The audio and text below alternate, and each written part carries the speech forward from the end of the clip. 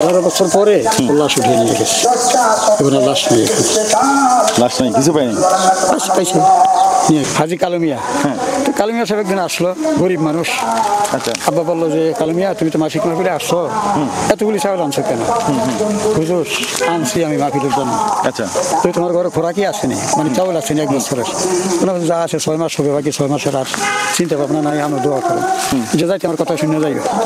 যাওয়ার সময় বললো যে চাইল অর্ধেকটি রাখছি, অর্ধেক তোমরা দিয়ে দিলাম। যে এই ডোলের মধ্যে বান্ডারের চাইলগুলো রাখছো, এই চাইলগুলা বান্ডার ডাইলে রাখবা, মুখ বন্ধ করে রাখবা, তারপর যা দরকার বিক্রিও করতে পারো, খাইতেও পারবা। কিন্তু বিক্রিও তাকাইতে পারতা না। 1 বছর পর্যন্ত খাইছে। খাওয়ার পরে ওই মহিলা মনে করছে, হাজি সাহেবের বউ মনে করছে চাইল তো শেষ হয়ে গেছে, ওখানে মাস আসছে আবার আগে দান চাইল নতুন করিয়া ডাইলে দিয়ে দেয়, চাইল যা ছিল তাই আছে। এটা একটা বিরাট কেরামত, সত্যি একটা বড় কেরামত। বড় কেরামত। আচ্ছা, এই ছাড়া আরো কিছু আমরা শুনতে যাচ্ছি যে আরো এরকম আধ্যাত্মিকতা মানুষ নাকি এত ভালোবাসতো, এত পছন্দ কেন করতো, পিছনে কারণ কি ছিল? উনি ত্যাগী লোক ছিলেন, আসলে চেষ্টা করতো মানুষকে একবেলা ভালো করে খাওয়ানোর। আচ্ছা, কোনোদিনও কইতো না তুমি আরো 10 টাকা দাও, এটা দাও, এটা দাও, এটা দাও, এই আফসোস কোনোদিনও করতো না। আচ্ছা, আল্লাহর বাংলাদেশ, এই শহীদ গাজীর বাংলাদেশ, রহম করুন আল্লাহ। আসসালামু আলাইকুম ভাই, এটা এই গ্রামের নাম কি? আচ্ছা, গোপুর শাহ রহমতুল্লাহ মাজারটা কোন দিকে, মানে কত ভিতরে? আচ্ছা, মানে মাজার কত বছর ধরে আপনারা কিছু জানেন? আপনি কি এলাকার? আপনারা বিশ্বাস করেন মাজার এখানে একজন পিরাউলের মাজার আছে বা পিরাউল আছে? Sure sure? আচ্ছা, বিশ্বাস করে। আপনারা কি এলাকার? জি। আচ্ছা, গোপুর শাহ রহমতুল্লাহর মাজারে কি আপনারা যান? জি যাই। যান, জিয়ারত করেন? জি। ঠিক তো নাকি টিকটক ফেসবুক না? ফেসবুক তো এগুলো না। আলহামদুলিল্লাহ, দেখছেন আপনারা যান? যান, আপনারা এলাকার?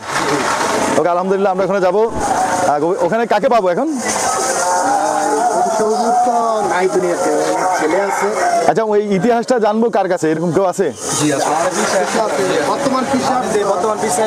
হ্যাঁ, আচ্ছা, তা চলুন, আমাকে একটু সময় দেন। আমরা মাজারের তো সন্ধান পাইছি, এবার আমরা যাচ্ছি, যদি ওখানে দায়িত্বরত কাউকে পাই, ওখানে খাদেম অথবা বংশের কাউকে পাই, তাহলে আমরা সঠিকভাবে ইতিহাসটা আপনাদের মাঝে তুলে ধরবো ইনশাল্লাহ, আশা করি। আর যদি না পাই, কোনোভাবে আমি খুঁজে বের করবোই ওনার আধ্যাত্মিক জীবনী এবং ওনার ইতিহাসটা। তো আমরা খুব কাছেই আসছি আসলে। দেখেন, যেখানে যাওয়ার ইচ্ছা পোষণ করি সেখানে যাওয়া হয় না, যেখানে যেতে চাই না সেখানে যাওয়া হয়ে যায়। আমি এমন একটা জায়গায় আসছি, এমন একটা গ্রামে আসছি, যে গ্রামে এই দরবারটা আছে সেটাও জানতাম না, প্লাস এই গ্রামের নামও আমি প্রথম শুনছি, চাতুর জেলার কচুয়ার। এই গ্রামে আমি যখন আসি, আসলে আমি গুগল ম্যাপে খুঁজতেছিলাম যে আসলে এখানে কোনো আশেপাশে মাজার আছে কিনা, কারণ আমি এখান থেকে চলে যাবো হাজীগঞ্জ। তো যাই হোক, হঠাৎ গুগল ম্যাপ দেখতে দেখতে যখন আমি কোনো মাজারের সন্ধান পাচ্ছিলাম না, তখন একটা বাজারে দাঁড়াইছিলাম আমি, ফালাখাল বাজারে। তো ওখানের একজন মুরব্বী আমাকে বললো যে ভাই, এনাজপুর নামক গ্রামে শাহ আব্দুল গফুর আল কাদরি রহমতুল্লাহ নামে একজন আউলিয়ার মাজার আছে, উনি অনেক বড় মাপের আউলিয়া। তো সেই আউলিয়ার ইতিহাসটা আপনি তুলে ধরতে পারেন। তো দর্শক, আমি অলরেডি এনায়তপুর দরবার শরীফ শাহ আব্দুল গফুর আল কাদরি রহমতুল্লাহর মাজারের গেটের সামনে। চলুন আমরা ভিতরে যাই। আর আমি আস্তে আস্তে আপনাদেরকে বলছি যে আমি খুঁজে নিব, না হলে ইতিহাসটা খুঁজে নেব। আমার সঙ্গেই থাকুন, ভিডিওটা দেখতে থাকুন। এখন গদ্দিনীশীল যেই যিনি আছেন, আসলে ওনার সাথেই আমরা সাক্ষাৎ করবো। আমার সাথে আমি যখন রাস্তা থেকে আসতেছিলাম, যারা আমাকে নিয়ে আসতেছিল তারা অলরেডি ফোনে কথা বলছে এবং উনি আছে, ওনার হুজরা শরীফ আছে। চলুন আমরা একটু ভিতরে যাই, পরিচিত হই। আসসালামু আলাইকুম। আমি ধর্মীয় এবং দর্শনীয় স্থান চ্যানেল, কেমন আছেন আপনি? আচ্ছা, আলহামদুলিল্লাহ। আসেন, বসেন, সবাই বসেন। দর্শক, গোপুর শাহ রহমতুল্লাহর ছেলের মুখেই ওনার আধ্যাত্মিক জীবনীটা আমরা আসলে আপনাদেরকে শোনানোর সেই সৌভাগ্যটা ইনশাল্লাহ হবে। তা ওনার সামনেই দাঁড়িয়ে আছি, ওনার থেকে ওনার পরিচয় দিয়ে শুরু করবো। যদি দয়া করে আপনি আপনার পরিচয়টা দিতেন, দেওয়ার পরে আমরা এই গোপুর শাহ রহমতুল্লাহর যে আধ্যাত্মিক জীবনী, মানে কোত্থেকে শুরু হয়েছে, সেখান থেকে আপনি সংক্ষেপে আমাদেরকে বলবেন। আমার নাম মৌলানা মোহাম্মদ গোলাম গাউস কাদির আশরাফি। আমার গ্রাম হইল এনায়তপুর দরবার শরীফ, উপজেলা কচুয়া, জেলা চাঁদপুর। আমার আব্বা আগের যুগের একজন প্রখ্যাত আলেম ছিলেন। 1930 ইংরেজিতে কলিকাতা আলিয়ার থেকে সর্বশেষ শিক্ষা লাভ করেন এবং মুফতির দিকে অত্যন্ত উচ্চ পদের মুফতি ছিলেন। তাফসির, হাদিস, উসুল হাদিস, ফিকহ, এই সমস্ত ব্যাপারে খুব উচ্চাঙ্গের আলেম ছিলেন, উচ্চ শিক্ষিত ছিলেন। এই যে আমার নাম মুফতি আমির হাসান সাহেব, যিনি কলকাতা ঢাকা আলিয়া মাদ্রাসার প্রতিষ্ঠাতা, বাইতুল মোকাররমের প্রথম খতিব ছিলেন, উনি আর আমার আব্বা এক ক্লাসমেট ছিলেন।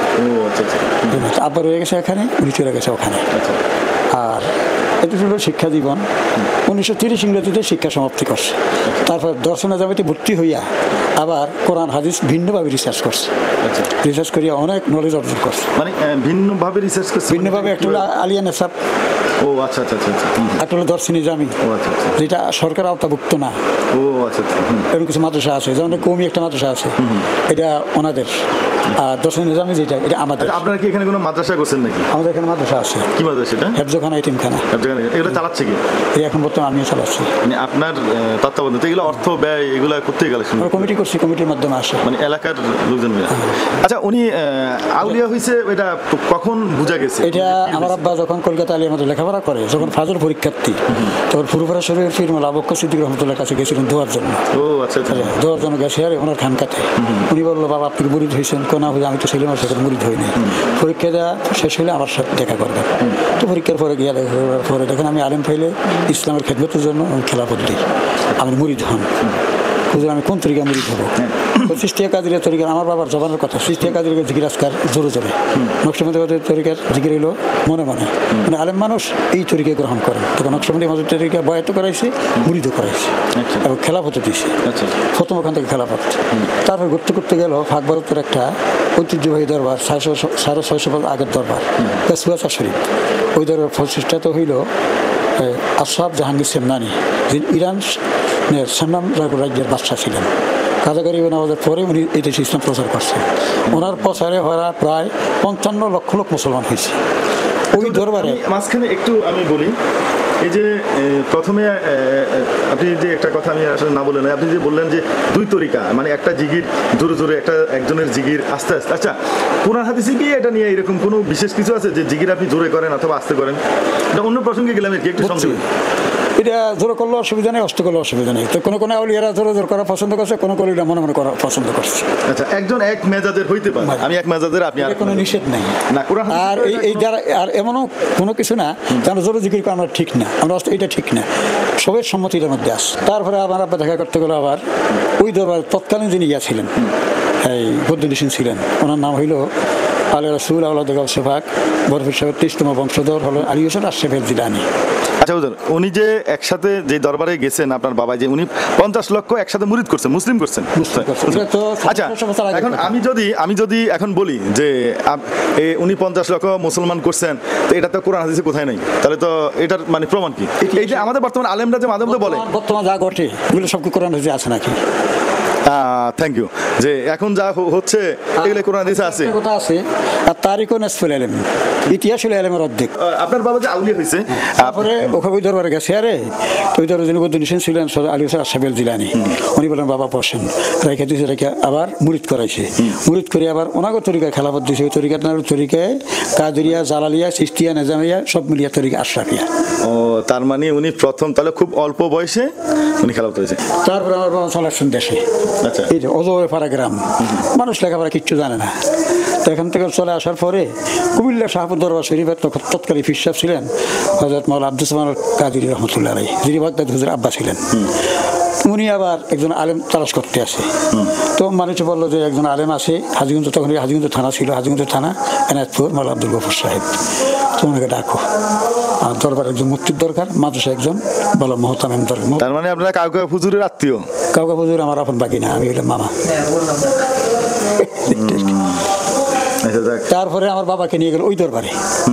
আচ্ছা, আমরা একটু বাইরে যাবো হুজুর, একটু কষ্ট করে চলেন, আমরা একটু বাইরে যাবো। আসলে যেটা বলতেছিলেন, উনি শাহপুর দরবার শরীফে, তারপরে শাহপুর দরবার শরীফের কাউকা হুজুরের দাদা আমার বাবাকে খবর দিয়ে নিছে, নিয়ে বললো তোমাকে তো আমার প্রয়োজন, দরবার একজন আলেম নাই।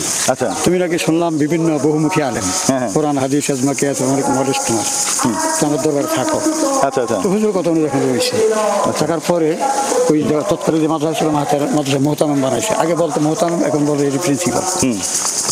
ওখানে কাজকর্ম করতে আছে, চলতে আছে, মাসে মাসে লিখে আছে, বহস মোনাজারা যা দরকার করতে আছে। পরে হুজুর মত প্রকাশ করলেন যে তুমি এখানে যাতে আসো, এখান থেকে কোনো খেলাফত নিবে না। আমার আব্বা বলল হুজুর আমি তো 2 জায়গার খেলাফত প্রাপ্ত, ফুরফুরা শরীফ এবং কাছেহাসা শরীফ। হুজুর চুপ হয়েছে। পরে বললো যে একটা কাজ করো তুমি, আমি তোমার সিলেট পাঠাইতে চাই, পায়ে হেঁটে যাবে। আচ্ছা, 11 জন পায়ে হেঁটে যাবে। আচ্ছা, যে যে পৌঁছতে পারবা আমার তরফ থেকে তার পুরস্কার আছে। তো আমার বাবা সহ গেলেন জি। 11 জন, আচ্ছা 10 জনে গাড়ি পিঠে চলে গেছে, আমার আব্বা শুধু হাইটে গেছে। আচ্ছা শাহজালাল বাবার মাজারের ভিতরে এখানে 11 জন চিল্লা করছে। এরপরে বললো যে শাহপুর হুজুর বলছে তুমি এই প্রশ্নগুলোর জবাব শাহজালাল বাবার থেকে আনবা। এটার অর্থ হইল মানে কোথায় গিয়ে পুষছে, এটা পরীক্ষা। ওনার যে বাৎসরিক মিলাদ মাহফিলটা কবে করাচ্ছেন এখানে? এখানে 2টা মাহফিল হয়। একটা মাহফিল হইলো আমার আব্বা যেটা প্রতিষ্ঠা করে গেছেন, ঈদ মিলাদুন নবী সাল্লাম এবং বরফেশ্বর উরুস শরীফ, এটা আলাদাভাবে বিরাট করিয়া হয়, এটা বাৎসরিক মাহফিল। আরেকটা হলো 8ই ডিসেম্বর আমার আব্বার ইন্তেকালের তারিখ, ওই তারিখে উরুস শরীফ হয়। তাহলে কিবারে করাচ্ছেন আবার বলুন? 8ই এপ্রিল, 8ই ডিসেম্বর আমার আব্বার আপনার বাবারটা। আর আর আরেকটা মাহফিল হয়, এটা বাবা যেটা কইরা গেছে ওইটা। ওটা কবে করেন? এটা করি আমরা যেমন আগামীতে হইতে আছে জানুয়ারি 16 তারিখ। এটা কি নির্দিষ্ট তারিখ নেই? নিজের তারিখ নিয়ে বক্তার উপর নির্ভর করে আর কি। ভালো তাহলে আমরা আসবো কিভাবে, আমরা খবর পাবো কিভাবে? নির্দিষ্ট তারিখ আগামী বছর থেকে করে ফেলবো। আপনারা কোন টাইপের বক্তা আনেন, মানে বক্তা ওয়াজ করার জন্য বক্তা আনেন? কতজন জিজ্ঞাসা করার জন্য সর্ব। যাই হোক, অনেক ভালো লাগছে আসলে, ওটা অপ্রাসঙ্গিক কথা সেটা বলে ফেললাম। প্রাসঙ্গিক আমরা একটু মাজারটা একটু দেখাই, মাজারটা দেখাই। আমরা একটু এই পাশে যাবো। হ্যাঁ